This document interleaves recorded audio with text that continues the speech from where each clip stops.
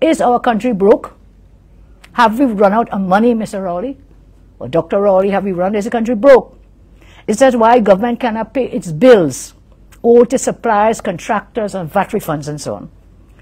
Now, the government for this fiscal year, budgeted fiscal year 2024, they pegged natural gas prices at US $5 per MMBTU.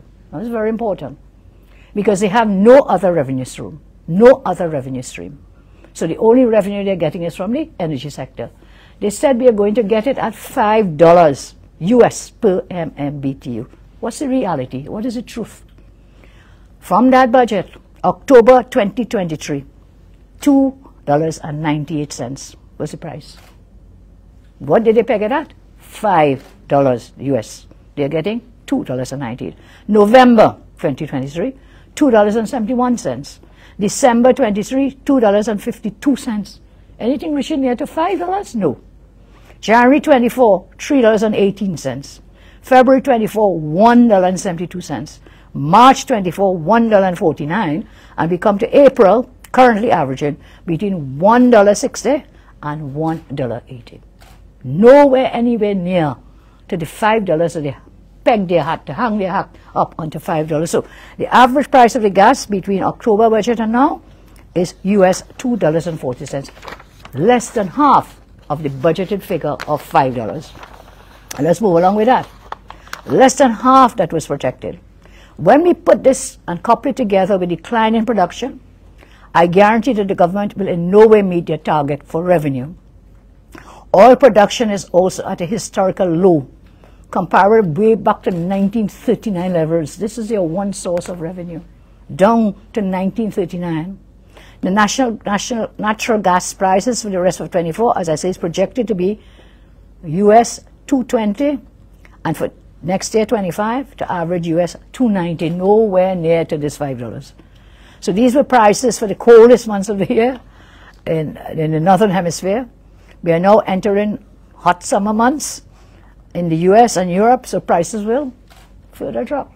They don't need it as much. I serve warning to all suppliers of goods and services to the government, to contractors, to persons waiting on VAT refunds and wage settlements. Be very careful with how you are spending your money. This government is broke. They are refinancing and borrowing at high rates.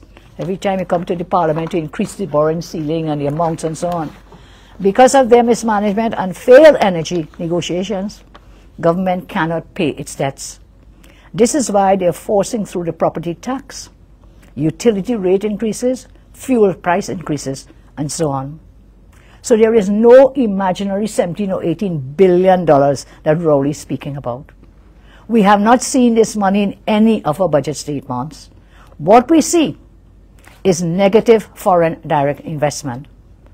Since 2015, we have seen GDP down by 20% since 2015. We've seen a reduction in foreign reserves when we were there from US $11.5 billion. Where is it now? US 5.5. 5.5. Everything has fallen. Everything has dropped. And you want to tell me you bring this imaginary $17 billion. That's not true, Mr. Rowley. I'm very sorry. And if you did, come and show me where. Put it in the estimates of revenue and expenditure and show us where this came, because it's not there in any. What's based on our project. FDI, foreign direct investment, has plummeted. You know what they now report? It's reported that it is now minus. Where we had billions coming in from foreign direct investment like Mitsubishi and whoever else, we now have what?